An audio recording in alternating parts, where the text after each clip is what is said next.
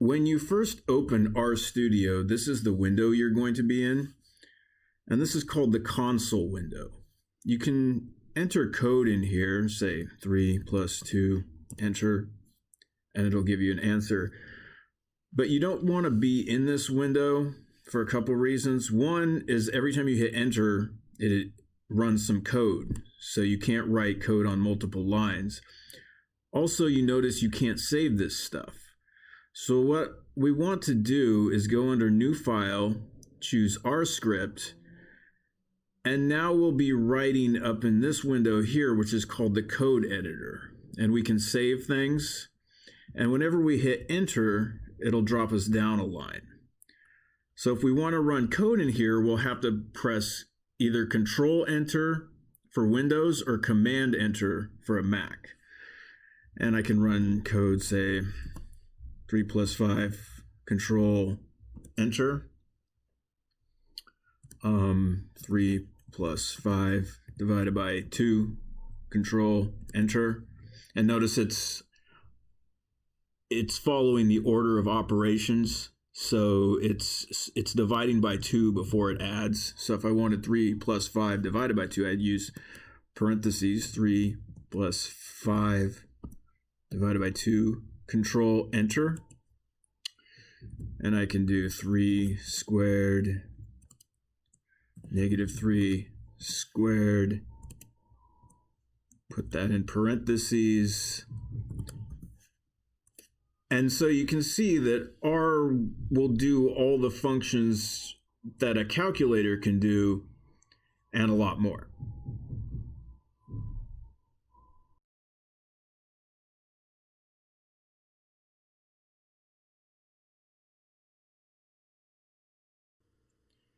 I can store numbers in R by making an arrow out of the less than and minus keys.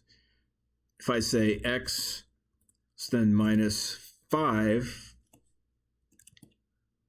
Control Enter. If you look in the upper right window here, which is called the environment window, you see that the number 5 is being stored as X. And now I can treat X as if it were the number 5. So I could say X plus 1 is 6. X squared is 25. X doesn't have to be a number. I could say that X is the word dog. And now in the environment tab, you see X is being stored as the word dog. Now if I create X plus 1, I get an error because it doesn't make sense to add 1 to a dog. Another thing we're going to see a lot of are vectors. So to make a vector, you use the concatenate command, which is C. So it's X, C, 1, 2, 3. And now you see the number that X, the numbers 1, 2, 3 are being stored as X. And now if I wanted to add 1 to each of those numbers, if I want to multiply each of them by 2 or square them, I could do that. Okay, there are operations that are specific to vectors. Say sum of X will give me 1 plus 2 plus 3, which is 6. Length of X will tell me how many numbers are in X. So in this case, there are 3 numbers. Length of X, Control Enter, gives me 3. If I change X to 4, 5, and then press Control Enter, now you see X is 5 numbers long, and I'll take the length of X, and I get 5. I can take the mean of X. And if you recall, the mean is the sum of the numbers divided by the number of numbers. So that would be sum of X divided by length of X. And you can see down here in the console, it's telling me that they equal the same thing.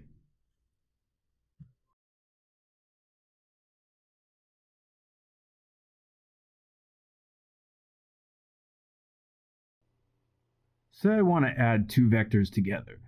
They need to be the same size. So let me make a vector that's of length 5. We'll say y is c 2, 4, 6, 8, 10. Control Enter. And now if you look in the environment, we have a vector of length 5 for y. And now I can add x plus y. So x plus y, control enter, will add each element of x to each element of y. X times y, control enter, multiplies each element of x times each element of y. If y was a little bit shorter, then we couldn't add them together. So let me make y, say, C2, 4, 6. And now in the environment tab, you see that I got rid of the last two elements of y. Now, x plus y is going to give me an error because there aren't enough elements of x of y to add to x, and it doesn't really know what to do about it. I could add, let's say I wanted to add the second element of x to the third element of y. Maybe so that would be adding 2 to 6. Well, I could reference them with square brackets. I can say the second element of x plus the third element of y should be 2 plus 6. Control enter is 2 plus 6. Okay, if you want to append something to a vector, there's a few ways of doing that. One is to use the C command again. So let's say I want to add the 8 and 10 back to the y. I could say y is now C of y and 8 and 10. Control enter. And now if you look in the environment, you see that y is back to being 2, 4, 6, 8, 10. One kind of vector that we'll use a lot in this class is a sequence. So we would write seq 1, 10, 1, and control enter. And you see that goes from 1 to 10, and it counts up by ones. If I change this last number to a 2, it's going to start from 1 and add 2 and to each number until it gets to 10, which is the limit, but it can't actually get to 10. It only goes up to 9.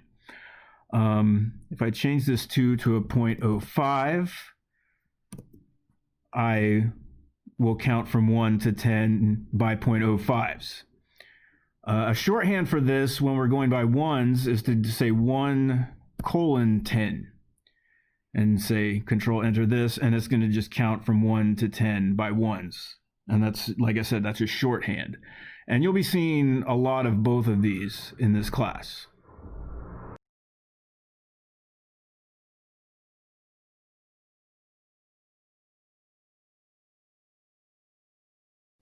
To draw a graph, we need to give R a sequence of x values and a sequence of y values. So let me start by making x into a sequence from -5 to 5 by ones. And let me make y be x squared. And I'll run that. And if you look in the environment, you see that x is a vector of 11 numbers going from -5 to 5, and y is the square of those numbers. And if I type in plot x comma y and run this, a graph appears in the lower right window. And you can zoom in on it if you want to. And there are arguments you can pass to this function to change the graph. So if I say col equals blue with blue in quotation and run this, I get blue points. If I say that PCH equals 4 and I run this, the circles turn into X's. This PCH determines what the character looks like, what the point looks like. So if I make this an 8, I think there are about 40 of them. So if you just put in a number from 1 to 40 or so, you'll get a different kind of point. But I don't want points, I want a line. So let me try type equals L for line, and line is in, and the L is in quotations, and then I run this, and that gives me a graph, a line graph. The graph is kind of jaggedy though, because it's only connecting 11 points. So if I wanted to increase the resolution of this, I can go back to the X, and instead of taking the sequence by 1, I'm going to go by 0.01. And then I'm going to run that, and now you see the X is now 1,000 numbers long. And let me make y into x squared again, so that it'll correspond to x. And now I'll run the plot command again, and I get a smoother graph. If you want to save a graph, you can go to Export, Save as Image, choose what kind of image you want, choose where you want to put it, and then the name. I'll just save it as it is. And if I look at the plot, I saved this in a PNG format, and if you zoom in, you're going to see a loss of quality. So it's called a raster image. It's storing all the image as pixels on a grid. But if I instead export it as an SVG and now click Save, I get a file that opens up in a web browser. So let me open this thing up, and I'm already zoomed in, but you can see this type of file is vector based. It's the image is based on math and on mathematical equations, so you can scale it up and down without any loss of quality. And when you're saving simple drawings like this, it's best to use a vector based format like SVG, because you're going to get smaller files and better quality.